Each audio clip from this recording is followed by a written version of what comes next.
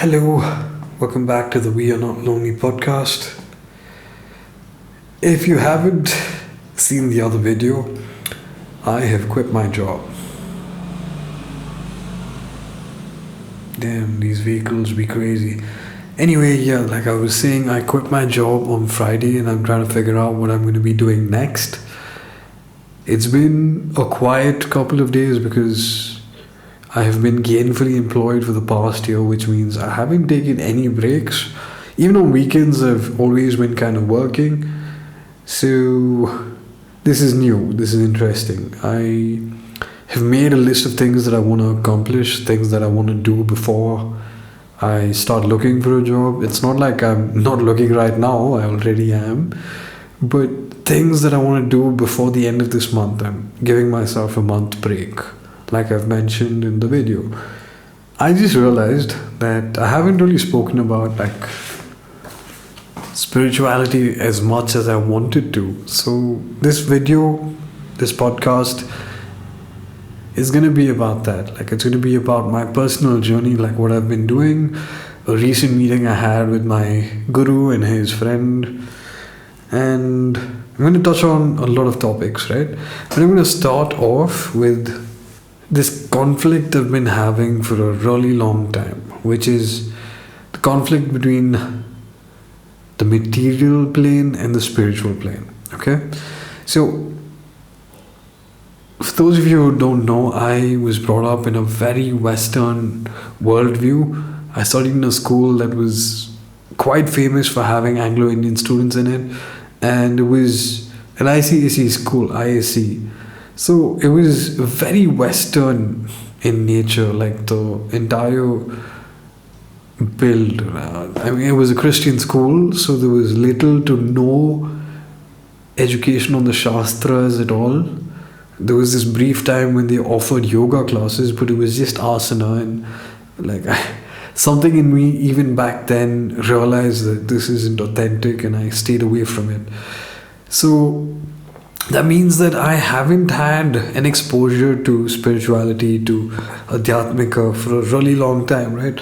I've just been given the Western view, particularly the Christian view, and there's this huge difference. In the Christian view, in the Christian worldview, poverty and suffering for money, suffering from a lack of money more or less, is considered divine.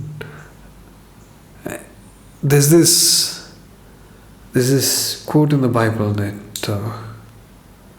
the love of money is the root of all evil. And for a long time, I heard this verse, but it was kind of paraphrased. This particular thing was paraphrased. They said that money is the root of all evil, not just the love of money. And initially, I was completely prepared to go into a career to become a CXO. I had plans of studying in Harvard and Oxford and all of that, but things changed drastically. And we'll get to that in a little while. So my initial plan was to study abroad after my 12th standard, and that was what I was working towards.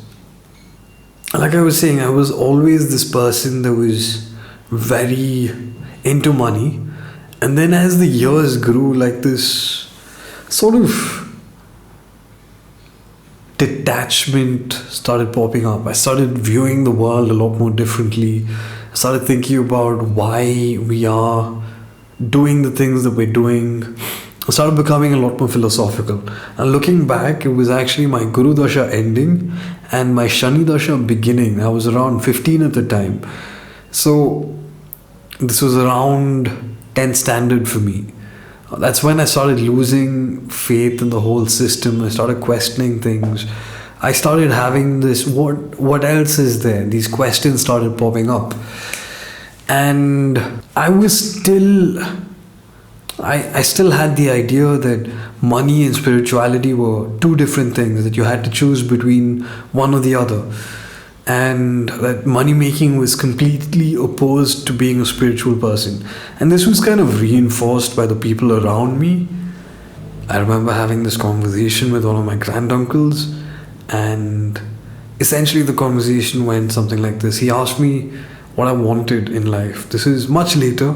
This is after I started my spiritual journey, but he essentially asked me what I wanted from life. Do I want to pursue a purely spiritual life, or do I want to pursue a material life? And even back then, I was like, I want both, right? And he looked at me, he asked me the same question again. Choose between the two, is essentially what he was telling me. And I refused. I said, I want both.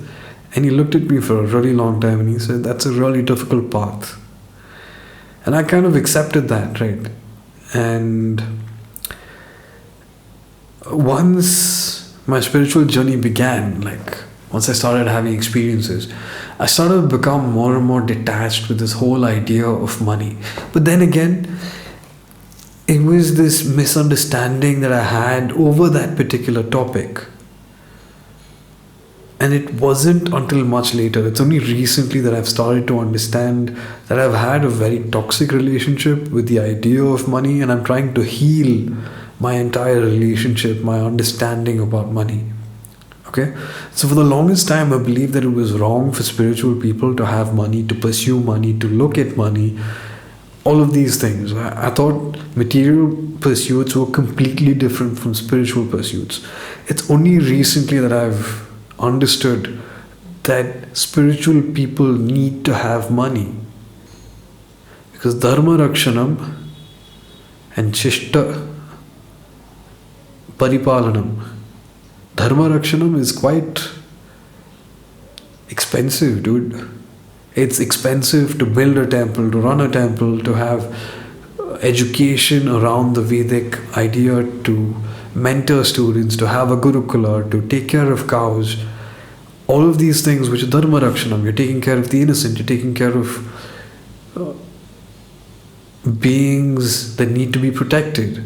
You're taking care of people, you're educating the next generation of people who will then go on to uphold dharma.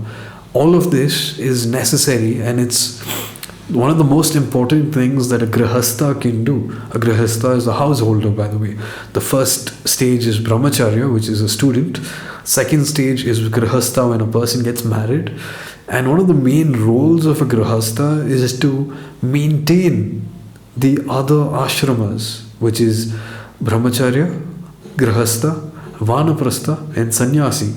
So the three ashramas, that is the brahmachari, the vanaprastha and the sannyasi, are dependent on grihastha. So in a way, all of dharma, loka dharma itself, is dependent on the grihastha doing dharma. The grihastha has to be dharmic, otherwise the entire society falls, right? And like I was saying, I had this huge conflict. I was struggling with the idea that I had to earn money. Like I had all of the arguments down, right? Like I was saying, you need money for dharma rakshanam, you need money to build temples, you need money to take care of people, you need money for, annadanam and go seva and go rakshana. You need money for all of these things. But at the heart of it, there was this reluctance to go and earn money, which was incredible, because like intellectually I had understood that money was important, and I was starting to integrate this idea that yes, money is necessary, especially for a spiritual person. But I still had this conflict between wanting to pursue grahasta and wanting to become a sannyasi. And I'll be very straight up. For a really long time, I have been thinking about becoming a sannyasi. I have been struggling with the idea of living in the world. I don't particularly think I've found my niche yet. It's been 6 to 7 long years. I've been doing this content thing for 4 years, and there has been absolutely no reward, and I'm still doing it, and sometimes it's difficult. I'll be straight up, I'll be very honest.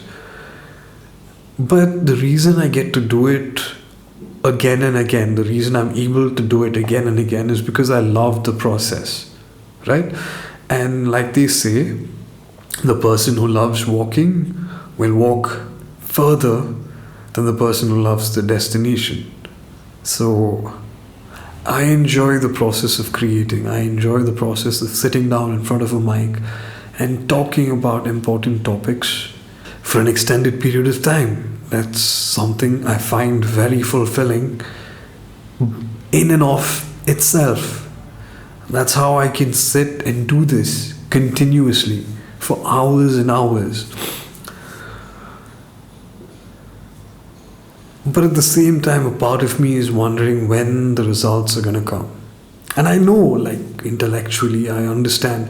Karmanyeva adhikaraste ma phaleshu kadachana. Do the karma, do not expect the results. Have no attachment to the results. And I've been doing it. But I'm living in the world. I'm not a sannyasi. I can't do karma phala tyaga like 100%. I'm trying to. But I'm trying to be practical at the same time, and like I want some return on my efforts.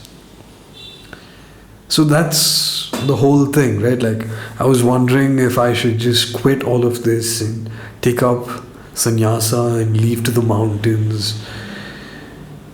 I've been grappling with this concept for months now.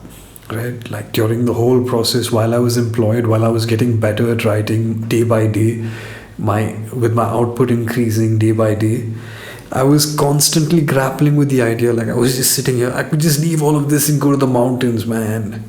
Right, but being a sannyasi has its own set of problems, which I understand now, and I realized after a conversation with my teachers. And this is a summary of the entire conversation that I had with them. I'm not ready for sannyasa. There are desires within me. And the whole point of being a sannyas, being a sannyasi, is that you're desireless. That's the whole point. That's when you're a true sannyasi. That's when you're truly free. That's when you have moksha, being desireless. And I have to be honest with myself. I could pretend and say like, oh no, I'm above all of these material things and I have no desires. No, dude, like, honestly, I want a lot of things from life. I want to succeed. I want to become a millionaire. I want to make a lot of money. I want to enjoy. I want to get married. I want to have children. I want to eat good food. I want to build a couple of temples, possibly. So there are all these desires. So I've been, like I said, grappling with this idea for a really long time. Do I become a sannyasi? Do I quit everything?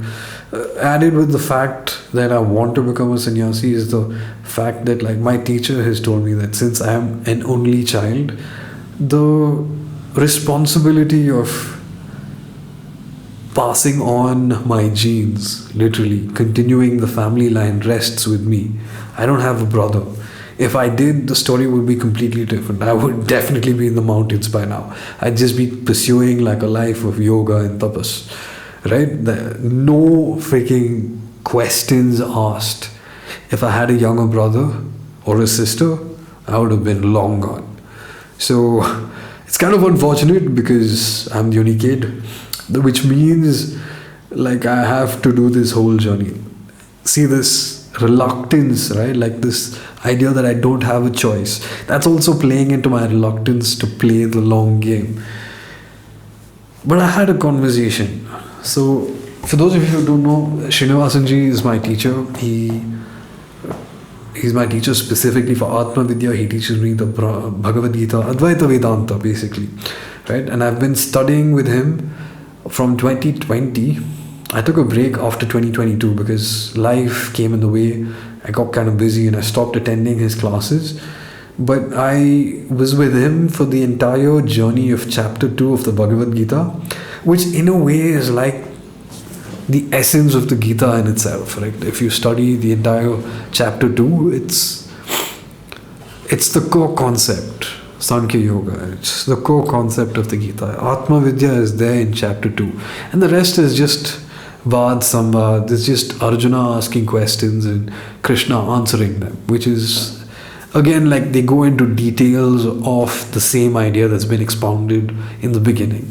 And obviously, I mean to study the entire Gita eventually. And that's what I'm getting back to. The whole idea is that I'm getting back to my Shastra study now. So, when I spoke to Srinivasanji, who was my teacher, for Atma Vidya and Bhagavad Gita and the Upanishads and all of that, Advaita Vedanta, he gave it to me really bluntly, dude. He said, "You are not ready for sannyasa."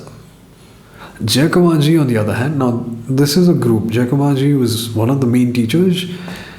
He's also brahmachari. Both Srinivasanji and Jayakamaji are brahmacharis. They have given up everything.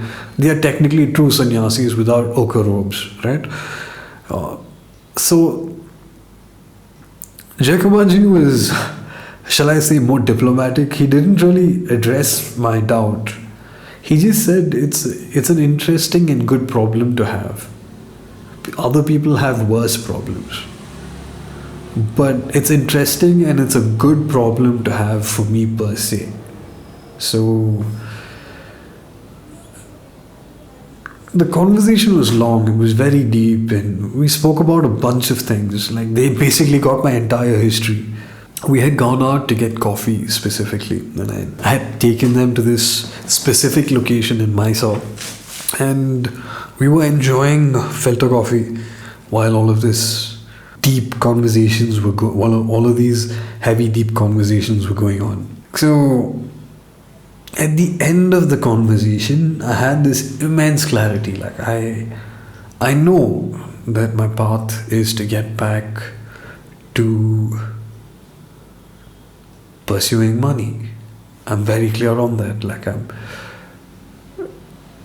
this voice that arises in me once in a while is being silenced. I understand my purpose.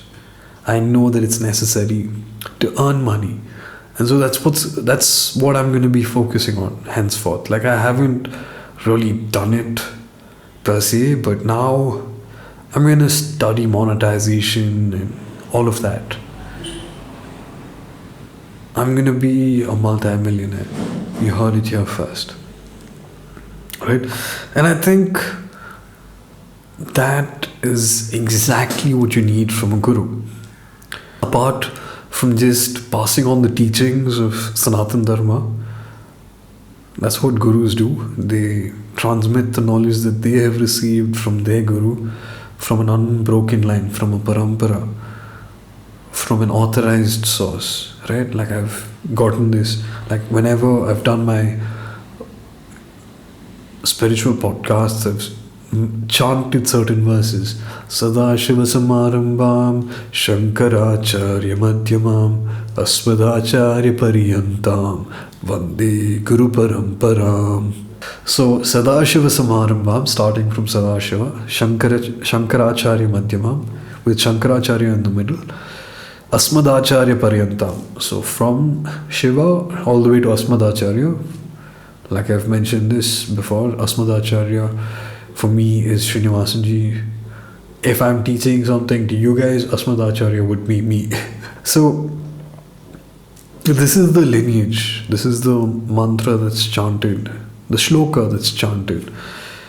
And the whole point, like I was saying, of a guru is to guide the student from darkness to light. And one of the whole processes that the student goes through, right? And I've personally experienced this. The first time that I met Srinivasanji, I had all of these weird, convoluted ideas about the entire process, about Sanatana Dharma, all of that. It just took one meeting with Srinivasanji and I was absolutely convinced that I had found my marga, my path, Jnana Marga specifically. I sat with him. I think the conversation went on for about an hour. My friend's mom, Sunita auntie, was very insistent that I speak to Srinivasanji. And she had been pushing this idea, like, very gently, why don't you talk to him? Why don't you talk to him? And one fine day, I just showed up there and I sat with him and we had a conversation. And during the course of the conversation, it gradually became deeper and deeper and deeper.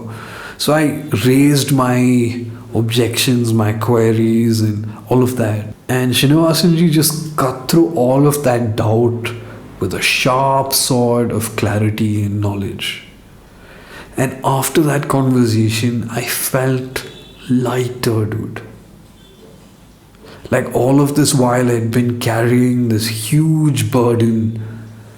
And after that first conversation with Srinivasanji, I was unburdened, I was light, I was free. This is my personal experience. And when I spoke to Jayakumarji about it, like I mentioned it to Jayakumarji, Srinivasanji was right there. I told him like this is how I felt after the very first conversation with Srinivasanji, and that's why I took up this path seriously. And he said, I felt the same way when I met my Guru, when I met Swamiji. So they're all from the same parampara, that's how they know each other. They all studied with Swami Dayanand Saraswati ji in Anekati. So that's the parampara.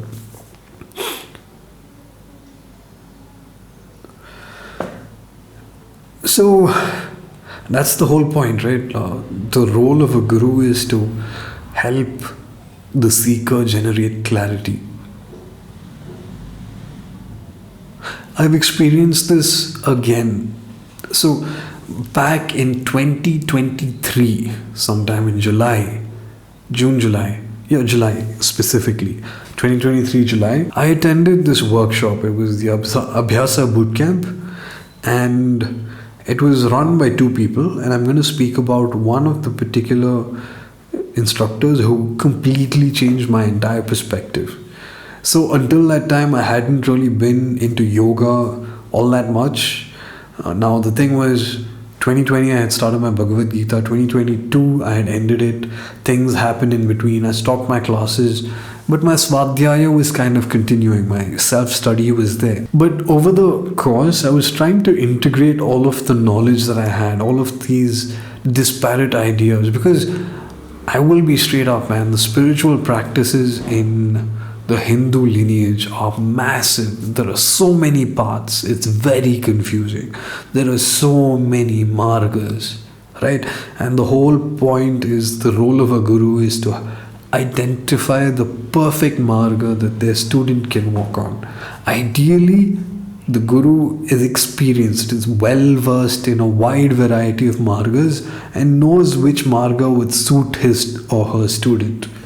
Now at this point, I had been introduced to a whole new marga, which is yoga, and I was starting to understand that yoga is like the bedrock of all spiritual practices. It's one of the oldest, and the Bhagavad Gita itself, like Shankaracharya added in his chant, Iti Bhagavad Gita su Upanishadsu Brahma Vidyayam Yoga Shastre. Yeah, that's a very important technical term there. It's a Yoga Shastra. So yoga is a marga. It's a wide subset of margas. And Prasad ji, Yoga Prasad Ranganekar, Yoga Prasad Institute, Prasad Ranganekar, that's his actual name. So Prasad ji's whole path is that he's been a Hatha yogi, he has studied yoga philosophy. From what I understand, he might have also studied Kashmiri Shaiva Tantra. I'm not sure, but this is my understanding. And there's a little bit of, Hatha yoga is tantric in nature, it's just a physical tantric practice. But he's got like a wide depth of knowledge. Right? He's one of the first people that I met after Srinivasanji that I was like, wow, yes, I completely relate with this individual. I can submit, I can learn. He was one of the few people that I met after Srinivasanji that made me think like that. And after the yoga workshop that I attended with Prasadji and RCP, I had so much clarity on the entire bedrock of yoga philosophy, and it's not like I understand every single thing. Like yoga philosophy is vast. Yoga darshanam is an entire different darshanam by itself, and we'll get into that later. It's based in Sankhya. Everything more or less is based in Sankhya, but we'll get to that later. That's still a process, I'm still studying it. But this confusion over the different paths completely disappeared. I gained so much clarity. It was intense. And that clarity lasted for a really long time. Right? And over time, like I said, like this entire idea that I had to work and get back into the field and do work, and this conflict between spirituality and money started arising again. That's when I met my gurus and got my clarity again. That's when I met my guru and got my clarity again. Right? So that's the whole thing. So my point is, the role of a guru is to provide clarity, is to guide and provide clarity, because seekers are generally confused. They're overwhelmed by the huge amount of information that they must take in and that they must assimilate, and that generally leads to confusion. Because I had this confusion. I had studied like so much. I have the basis of understandings of quite a few different margas, like like the whole Kundalini path, what is Hatha Yoga, like martial arts. All of these are spiritual pursuits in and of themselves. And I was trying to integrate my knowledge on all of this, and it's not quite there, right? But I understand that there's a sutra, there's a thread connecting all of them, and that thread is yoga. That's my point. And that clarity came as a result of Prasadji's lectures and my personal interactions with him over the weekend. So it's important to have a really good teacher. I'm just putting this out there. The path of spirituality is too vast, it's too confusing to do without a teacher. Now, of course, good teachers are hard to find. I will admit that. And I've been incredibly fortunate in finding all of these amazing individuals. And I'll explain why I was able to do all of this, right? Because it wasn't like I found them on day one. My journey started a long time back, and I planted the seeds myself. And generally they started to grow and they started to bear fruit, and that was how I was fortunate enough to meet all of these great people who then guided me on my path, who are guiding me on my path right now, right? So obviously the question is going to arise, what can we do if we don't have a guru? And I'll just say this, you can start some basic practices on your own. I have mentioned this before in my earlier podcast where I spoke about how to start your spiritual journey. One of the best ways you can do this, and I'm going to say it again, is Nama Japa Mantra. Generally speaking, starting with Ganesha is the best thing that you can do. Because Ganesha is considered Vignahara. He is the destroyer of obstacles. And the whole idea of Ganesha is that he is one of the best deities along with Devi to worship in the Kali Yuga. He provides results very quickly compared to others. So, and the other very important thing is that Ganesha is generally worshipped at the beginning of every single Vedic or Tantric puja. You have to begin with a prayer to Ganesha. For example, if you're performing any homa, and I've seen quite a lot of homas. I was like assisting a Jyotishya and his team with translation in Mysore. Whenever they came to Mysore for all of these Prayaschitta homas, I would be there to guide, as in like explain what the Jyotishya was seeing in his Jyotish thing. Because they spoke only in Malayalam, and I speak Malayalam and Kannada, which is the language of Karnataka. So I was there to help translate everything. And I learned quite a bit during the process. I got to see all of this. So my point is, I've seen a lot of homas, I've seen a lot of prayers, I've done a lot of Agnihotra myself, and I understand the process now. But generally speaking, whatever happens, before every homa starts, there is always a Gana homa, Ganapati homa. For the beginning of every single venture, there is a Ganapati homa, Gana homa, right? And that's because Ganapati is worshipped at the start of every single thing. So you can start with a very simple mantra, which is Om Ganeshaya Namaha.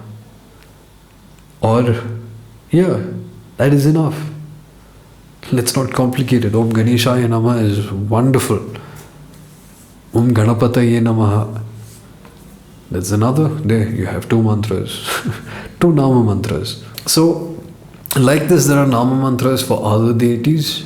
You can find the Namas in the Sahasranamam generally, or you can find them in the Ashtotra Nama or Shatanama Vali, so on and so forth, right? My point is, it's a good spiritual practice to chant the names of the Lord.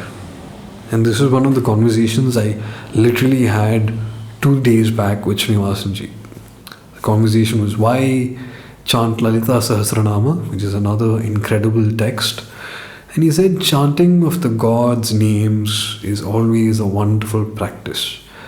And you can find the evidence of this in the Srimad Bhagavatam, where it says that in the Kali Yuga, chanting the Lord's name would be one of the best forms of spiritual practices. Because Kali Yuga is so dense and it's so filled with evil and all of that nonsense, that just chanting the God's name, just remembering God's name, not even a mantra, just like Ram or Krishna, it carries immense spiritual benefit.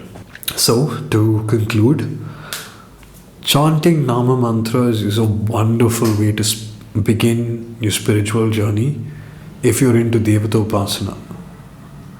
And the caveat is you have to do this for years before you see results. And I'm quoting Rajarshi Nandi, who's a very esteemed Tantra Upasak. You can check out his videos. He's appeared on the Ranveer Alabhadia podcast multiple times and he's become a phenomenon. And he generally advises Bhairava Nama Japa because one of his Ishta Devatas is Bhairav Baba and his other is Ma Kamakya and Ma Tara. So the whole point is he advocates Bhairav Baba Japa, Bhairava Nama Japa, because it's a simple practice that you can do, and also because Bhairava is one of the deities that responds quite quickly in the Kali Yuga. And he also says this, 3 years is like stepping into nursery. 12 years is the real game, and you have to keep continuing. Spiritual journeys last lifetimes. This is a couple of months is nothing.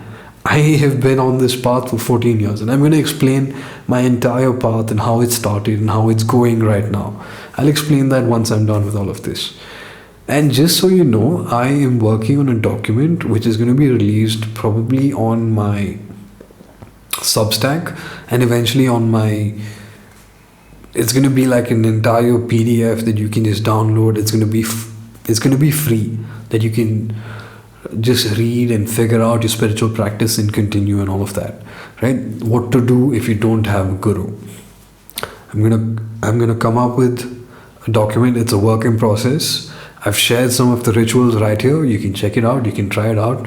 Anybody starting their spiritual journey, like I said, start with Ganesha. He offers both material and spiritual comforts, and it's a brilliant way to get your journey started. One mala, which is 108 repetitions of the mantra, is good for starters. Yeah, wear clean clothes. Physical purity is important. Wash your legs, wash your face, if possible, have a bath, and then sit down cross-legged if possible. Sit on a chair if you can't. It's completely fine.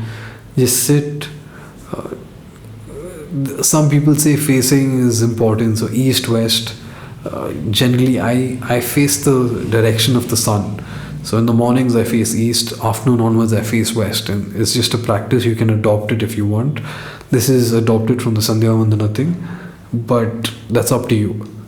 The other option is you can just sit in your puja room, face the deity and do one mala of japa, mentally thank the deity, and end it over there. This is a brilliant spiritual practice to get you started. And as you go, as you develop, you can do other things. We can talk about that later, but this is a wonderful spiritual practice to get you started. Okay, take it and go. So finally, I'm going to tell you about my spiritual journey, why you should listen to me, basically my qualifications. This should have come first, but it's okay. I'll probably make a video about this eventually. I'd like to start off by saying that I have had a wild journey. I was initially raised in a Hindu family, like a very orthodox family. We did go to temples. There wasn't many practices at home. Like, I wasn't initiated into anything as a child. But I used to notice all these bhajans, kirtans used to happen semi-occasionally, right? Ramanama, all that was chanted. But I was kind of reluctant to join in.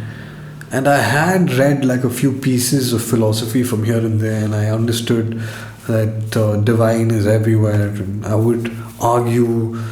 I was very anti-Jyotisha at one point. I used to mock it at one point. The irony is that I studied Jyotisha and I became a staunch advocate to the point that I did an entire project on the future of the world based on Jyotisha. That's another topic. I've posted a video about that, episode 59. I'm not going to be talking about such doom and gloom ever again because I've put out what I wanted to put out. So I'm done with that. That's it. End of story. So getting back to what I was saying, my spiritual journey. So before I started, like for a long time, I started out as an astika. Then eventually, the critical mind started appearing. I started asking questions, the logic and all of that came in. And I became a nastika eventually. I was in a Christian school, and interestingly, some people tried to convert me early on. At that time, I was still an astika. I believed in the deities. And so people tried to convert me, man, as a child. It was weird. And that's when I, looking back, I understand, these Abrahamic religions are exclusionary, and they have this whole thing of trying to convert others, and you get extra points for doing that conversion. But I digress. Getting back to my spiritual journey, I started out as an astika. I started having questions. I became a nastika. And for a while I was a nastika, right? I was still traveling to temples and all of that, but it was weird. I didn't really have a connection back then. Then after my 12th standard, after my ISC exams, just before I got into Christ University, my Brahma Upadesham was done. For those of you who don't know, Brahma Upadesham is the sacred thread ceremony, the Upanayanam. So basically what happens is that it's generally done for boys, and right now, I'll be straight up, it's mostly done for the Brahmin community, but earlier it was done for Brahmins, Vaishyas and Kshatriyas and all of that. We'll talk about the whole thing later. I'm not going to get into it, right? But the whole point is that a certain mantra is initiated. The student is initiated into a certain mantra, and I'll talk about this later. I'm working on the idea of collecting information about it, right? You're initiated into a certain mantra. Everybody knows what mantra it is now, but back in the day it was kind of a lot more secret. So that's how it started. I was initiated. I started my practice without really understanding the rituals. Even today, I haven't been taught the full rituals of the Sandhya Vandanam. So it's primarily Japa that I do of the particular mantra that I was given, right? So my Brahma Upadesham happened in 2012. That's how my spiritual journey began. And immediately after that, I quit a lot of bad habits. Let's just say that. Okay? So I was clean for a really long time, and then certain things happened and I started doing them again. And then eventually I got to this point where I just naturally gave up everything. I just quit all my bad habits again. Right? So throughout all of this, I was doing my nitya karma, which included the mantra chanting of this particular mantra. And as time passed, I started having experiences. I started having some interesting experiences, certain dreams, signs, and like, visuals and visions and all of this. I'm not getting into details on purpose because the whole idea is to remain detached from all of this. But I'm just saying, like, I had anubhava. And that anubhava eventually led me down the path of becoming a Shiva Bhakta. Okay, that's how it started. By the end of 2015, I was a staunch devotee of Lord Shiva. Okay. After that, like, I took a year off just to figure things out and all of that. Like, looking back, I could have utilized that year a lot better. By the end of that year, I had started my martial arts journey. That's one good thing. But yeah, so I took a year off just to focus on sadhana and all of that, and my mom agreed, and it happened. Then I started my MBA in 2016. I had some experiences during my MBA, and throughout all of it, my practice got deeper and deeper and deeper. Now, during my MBA, I was actually initiated into a couple of other mantras, but I'm not going to tell you which ones. That's the whole point of being initiated into mantras. You don't tell people. But I received a couple of other mantra dikshas. I had a teacher at that time. He's a Swamiji from the Mukambika temple. He's a disciple of Swami Tadadin, I believe. Okay, he's one of the only disciples that continued the path of sannyasam after his whole thing. So he initiated me into a lot of the thing. He actually taught me the whole procedure that I do now. My whole procedure for Sandhya Vandanam is through him. And I believe, I'm not sure, but I think it's very tantric in nature. I'm not quite sure about that as well. My MBA finished in 2018, and I just have to say this, right? From 2012 all the way to 2018, like, I was doing my Sandhya Vandanam, my mantra japam on a daily basis. Every single day, without a miss. Sometimes twice if I could. And as time passed, I actually started learning other things. I learned how to do homa. I learned the pujas, puja vidhis, all of these things over time.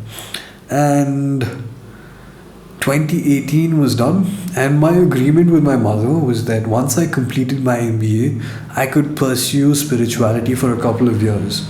So I made best use of it. I enrolled myself in a Veda Parayana class. Veda Parayana is Veda chanting. Now the thing about the Vedas is that it's very dense. It's a huge topic, and there's a lot of levels to understanding the Veda itself, right?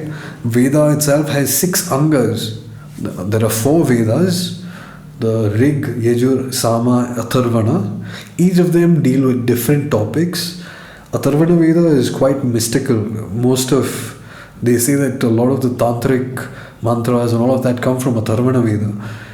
And Samaveda is musical. Rig Veda is very stuti based. It's very based on praising the divine. Whereas the Yajur Veda is focused on rituals. Okay, so this is generally speaking the understanding that I've picked up. Now, one of the most complex Vedic, shall we say, it's a Vedic scripture. I wouldn't say that. Vedic hymns. Yeah. One of the most complex Vedic hymns is the Shri Rudram, which is a chant to Shiva. And I've mentioned this before. At this point, I'm a huge Shiva Bhakta. I love Lord Shiva.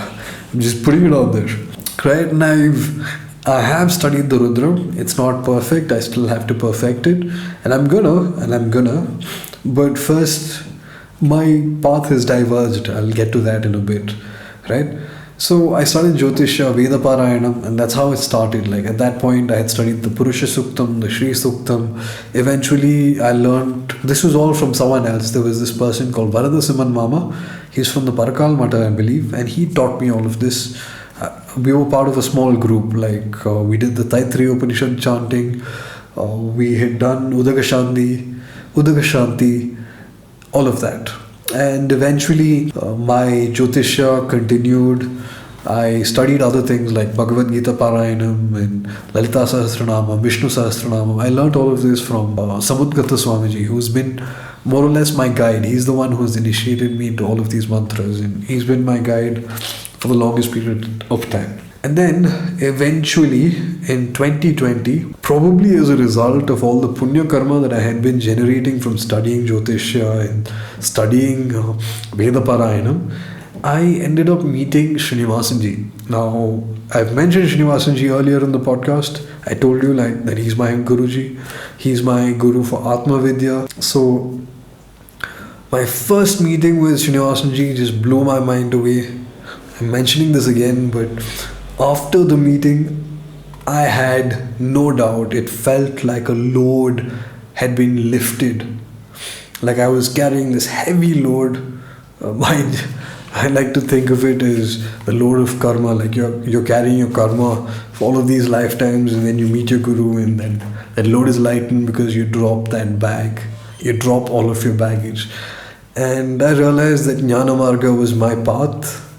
And I started studying the Bhagavad Gita with Srinivasanji. Shortly after this, like I started in 2020, shortly after that, COVID happened, which was a lucky coincidence because it meant that I could continue my studies without much interruption, right?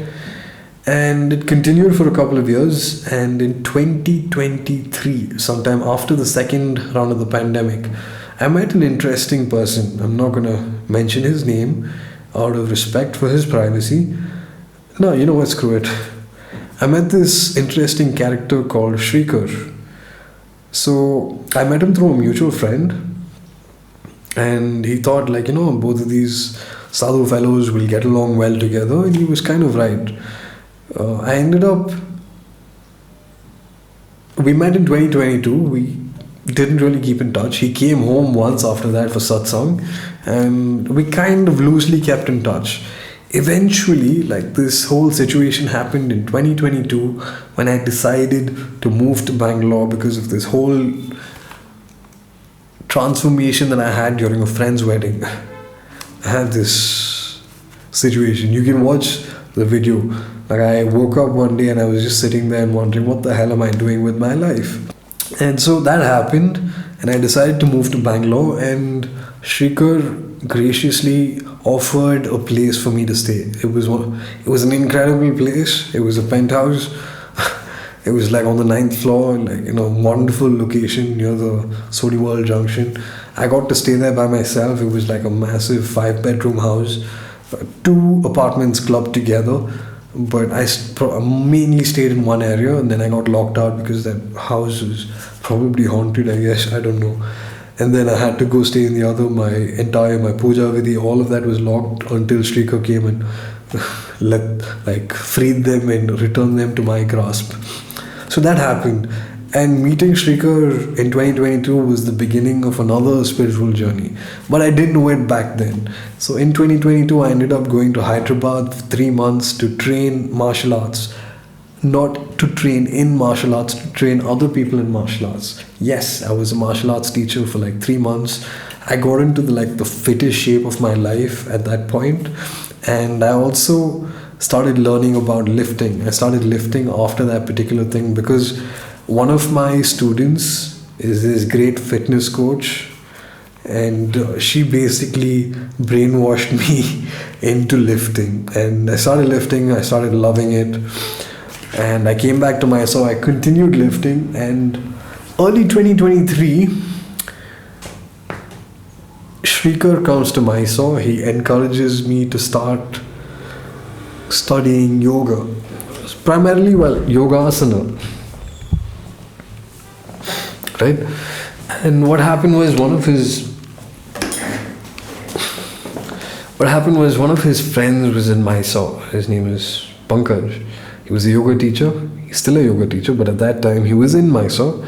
So I paid for a month of classes, of personal classes with him, and I started my asana journey. Right? It was interesting, and I continued that particular thing. And eventually in 2024, because of a result of like hanging out with this yoga community and getting deeper into yoga practice, asana practice primarily, I ended up meeting Prasadji, which I'm still very grateful for. And as a result, I decided to join Abhyasa boot camp, and I had one of the most rewarding weekends of my life. Intense clarity. I still look back on the notes from that particular session even today. Now, that is essentially my entire spiritual journey. I've covered multiple margas. Like I said, like I've done chanting and Jyotisha. Jyotisha is an incredible marga by itself, dude. It's external, like you're studying about the external world, but it's pretty interesting. And when you combine that with Brahma Vidya, it goes to another level. But I've taken a break from Jyotisha for a while, and I've started getting back into it, but we'll see. That's still something. So, my personal path is mantra japa. I'm not going to reveal which specific mantras that I chant. And like I do Devata Upasana, I worship the deities through mantra. And the reason I focus on this is because Krishna says, so there's this Bhagavad Gita verse, Yajnanam Japa Yajnosmi. Among all of the yajnas, everyone translates yajnas to sacrifice, but it's not necessarily sacrifice. It's like this great fire ritual. So of all of or you could just say spiritual practice, right? Contextually, here, of all the spiritual practice, Krishna says that he is Japa Yagna, and in this particular context, he's referring to the best of things. Of all of the spiritual practices, the best is mantra japa, which is why I personally do mantra japa. That's my particular understanding of the Shastras. And I've understood that there are certain mantras that are intense and they cover everything. They cover Hatha Yoga and Raja Yoga and all of that. But I'm not going to get into that. We'll talk about all of that another time. Right? So this is my story. I've spoken about a lot here. I've spoken about my personal thing, my struggles as a spiritual person, trying to live with money. I spoke about the importance of having a guru, and personally what happened to me when I met my guru, the clarity that I gained from my gurus multiple times. A good guru gives you clarity. That's really important. I think everybody should understand that. That's the whole point. When you come to a crossroads, when you're confused, when your sadhana is not giving you the answer, the guru exists to remove that confusion and take you from darkness to light. That's guru. Okay? So, yeah, I think I've covered everything I wanted to say. I just want to say this is incredible. I haven't done a close to an hour-long podcast in a really long time. This is an hour, dude. It's intense. So, yeah, thank you for joining me. I hope to see you again. So what I've been doing recently is I've actually been listening to my old podcasts. I've been breaking down my old podcasts with the help of AI and actually repurposing them. And reusing them and trying to find a common thread, uniting all of them so that I can start building courses and materials and all of that stuff. So this is going to be incredibly useful because it covers a lot of things. And I just want to say thank you for being here. I'm going to continue this journey. I don't know how long it's going to be before I start seeing success, but episode 61, I will be hitting episode 100 very soon. I will see you. Thank you. Bye-bye. Subscribe. Tata.